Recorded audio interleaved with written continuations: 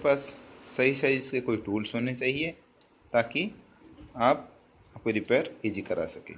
अब देखिए, एक सैमसंग टीवी है जिसमें से ब्लैंक स्क्रीन हो जाता है। तो पहले आपको बताना चाहिए कहाँ के इसके कहाँ कौन से जगह पे आपको स्क्रू ड्राइवर स्क्रूज लगे हुए हैं, यहाँ यहाँ और ये फ्रेम लगा हुआ। तो सिंपली अब हम खोलते हैं इस टीवी को।